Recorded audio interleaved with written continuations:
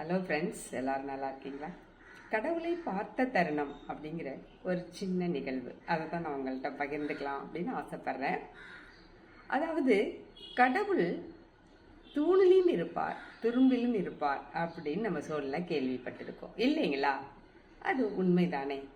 அதை மாதிரி கடவுள் மனித ரூபத்தில் அங்கங்கே இருக்கிறார் அப்படின்னு சொல்கிறதையும் கேள்விப்பட்டிருப்போம். இன்னொன்று சொல்லுவாங்க, கடவுள் நம்மளுக்கு வேறு யாரோ ஒரு உருவத்தில் தான் நம்மளுக்கு உதவி செய்வார் அப்படின்னு சொல்கிறதையும் கேள்விப்பட்டிருப்போம். இது எல்லாருமே உண்மைதானே? அதாவது நாம் கடவுளை வழிபடுறோம். அந்த வழிபடுதலுக்கு காரணமே என்னன்னா, நம்மளுக்கு ஒரு முழு நம்பிக்கை. எது மேலேயோ ஒரு முழு நம்பிக்கையை நம்மளுக்கு வைக்கும் பொழுது அதில் நம்மளுக்கு திரும்ப திரும்ப திரும்ப நம்ம அதில் ஒரு நம்பிக்கையை வச்சோம்னா அந்த நிகழ்வு நடக்கும் அப்படிங்கிறதுக்கு ஒரு காரணமாக இருக்குது. ஆமாங்க, கடவுள் இருக்கிறாரா, கடவுள் இல்லையா, இப்படின்னு பல ஆராய்ச்சிகள் நம்ம போயிட்டே இருக்கும் பொழுது நாம் இருக்கோ இல்லையோ நாம் வழிபடுறோம். அதை கடவுளை போய் போய் தேடி தேடி எங்கே போனால் நல்ல நிம்மதி கிடைக்கும், பல தெய்வங்களை நம்ம போய் போய் வழிபட்டுகிட்டே வர்றோம் இல்லைங்களா? ஆனால் பல கூற்றுகள் பார்த்திங்கன்னா, கடவுள் நம்மளுக்கு நேரில் காட்சி கொடுக்க மாட்டார், மற்றவங்க மூலமாக தான் நம்மளுக்கு காட்சி கொடுப்பாரு அப்படின்னு நிறைய தடவை நம்ம கேள்விப்பட்டுட்டே இருக்கோம் இல்லைங்களா? அது உண்மைதானா அப்படிங்கிறதுக்கு ஒரு சின்ன நிகழ்வு. நாங்கள் ஒரு முறை அந்தமான் நிக்கோபார் தீவுக்கு டூர் போயிருந்தோம்.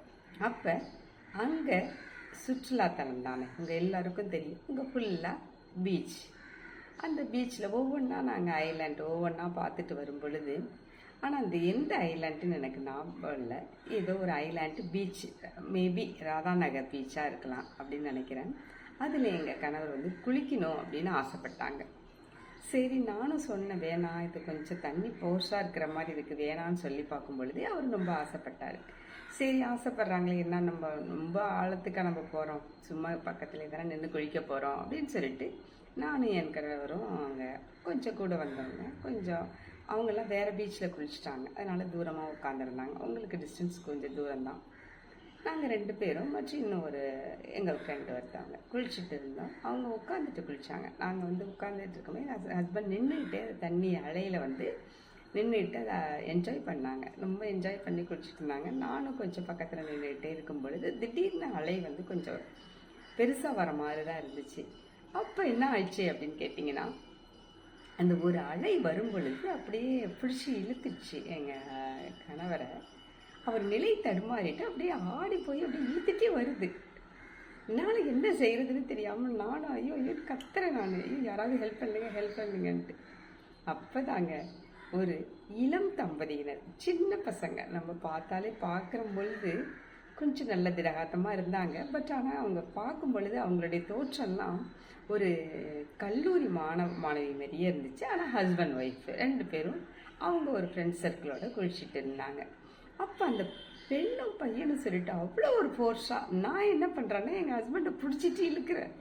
என்னால் அதை இழுக்க முடியல, உண்மைதான். நானும் பிடிச்சிட்டு நானும் அந்த அலையிலேயே நான் மூவ் ஆகிறேன்.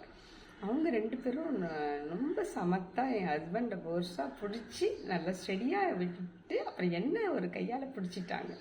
என் 2 பேரையுமே ரொம்ப கேர்ஃபுல்லாக பிடிச்சிட்டு எங்களை கரையில் விட்டாங்க. அது ஒரு பெரிய நிகழ்வுங்க.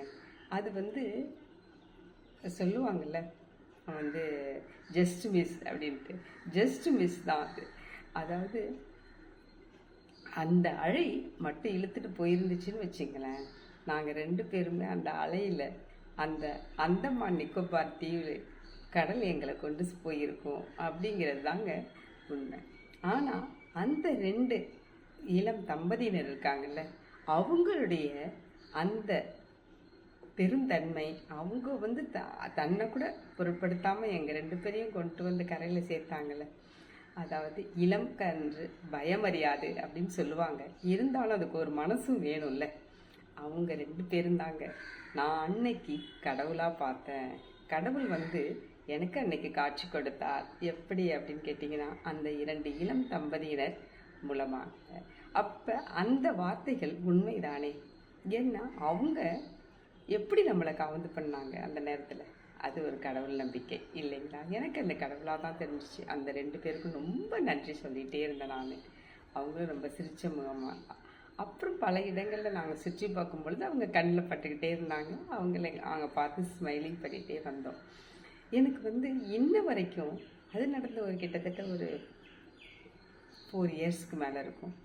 பட் ஆனால் இன்ன வரைக்கும் அந்த நிகழ்வு வந்து எனக்கு கடவுளை பார்த்த மாதிரியே தான் இருக்குது. அந்த தம்பதியினருடைய முகங்கள் எனக்கு அப்பப்போ கொஞ்சம் மறைஞ்ச மாதிரி இருந்தாலும் எனக்கு நினைவில் இருந்துக்கிட்டே தான் இருக்குது. அப்போ நாம் கடவுளை எங்கே பார்க்குறோம்? மற்றவர்கள் மூலமாக தானே. அப்போ நீங்கள் முழு நம்பிக்கையோட கடவுள் மேலே பாரத்தை போட்டுட்டு நம்ம வாழ்க்கையை ஓட்டிகிட்டே இருந்தோம்னா கடவுள் வந்து அப்பப்போ நம்மளுக்கு உதவி செய்யவும் செய்வார், நம்மளுக்கு காட்சியும் தருவார். இது நிறைய இன்சிடெண்ட் தான். நான் உங்களுக்கு இதில் ஒன்று சொல்லியிருக்கேன். நான் கடவுளை பார்த்த சமயங்கள் பல பல பல. அதில் இதுவும் ஒன்று என்னை கவர்ந்தது. என்ன, அந்த 4 வருஷங்கள் என்னை வாழ வைத்த அந்த 2 இளம் தம்பதியினருக்கு நன்றி. அவர்கள்தான் எனக்கு இன்றளவும் கடவுளாக தெரிகிறார்கள். இவ்வாறு உங்களுடைய பல வாழ்க்கை நிகழ்வுகளில் பல கடவுள்களை நீங்கள் பார்த்துருப்பீங்க. ஆனால் அது நம்மளுக்கு ஜஸ்ட் அப்படியே மறைஞ்சு போயிடும், தெரியாமல் போயிடும். ஏதோ ஒரு நிகழ்வு அப்படின்னு நம்ம கடந்துட்டு வந்துட்டே இருப்போம். அப்படி அல்ல, அதுதான் நம்மளுக்கு கடவுள். அவங்கள் தான் கடவுள். இது மாதிரி சின்ன சின்ன விஷயங்களை நீங்களும் யோசிச்சு பார்த்தீங்கன்னா நீங்களும் கடவுளை பார்த்த தருணங்கள் நிறைய உங்களுக்கு இருந்திருக்கும். இப்படி தான் சில பேர் சொல்லுவாங்க, என்ன அந்த கடவுள் நம்மளுக்கு ஒன்றுமே செய்ய மாட்டேங்கிறாரு, செய்யாமல் இருக்க மாட்டார், அதை வேறு விதமாக நம்மளுக்கு செஞ்சுருப்பார் அப்படிங்கிறது தான் உண்மை. கடவுளை இருக்கிறாரா இல்லையா அப்படின்னு நீங்கள் ஆராய்ச்சியின் மேல் பண்ணிட்டு இருக்காதீங்க. கடவுளை நம்புங்க. இருக்கிறாரோ இல்லையோ ஏதோ மேலே ஒரு இது மேலே நம்ம நம்பிக்கை வைக்கும் பொழுது நம்ம மனசும் லேசாகும். நம்மளுக்கு கடவுளாக நிறைய பேரை நம்ம பார்க்குறதுக்கு நிகழ்வுகளும் நடந்துக்கிட்டே தான் இருக்கும். அப்போ வாழ்க்கைங்கிறது ஒரு போராட்டம் தான். அந்த போராட்டத்தில் நம்ம ஓடிக்கிட்டே இருக்கோம் இல்லைங்களா? அதுலேருந்து நாம் மீண்டு வரணும்னா நாம் ஏதோ மேலே ஒரு நம்பிக்கை வைக்கணும். அந்த நம்பிக்கை கடவுளாக நம்மளுக்கு பல காட்சிகள் கிடைக்கும். இந்த காணொளி உங்களுக்கெல்லாம் பிடிச்சிருக்குன்னு நினைக்கிறேன். நீங்களும் உங்களுக்கு ஏதாவது கடவுளை பார்த்தீங்கன்னா எனக்கு கமெண்ட் பண்ணுங்கள். நன்றி, வணக்கம்.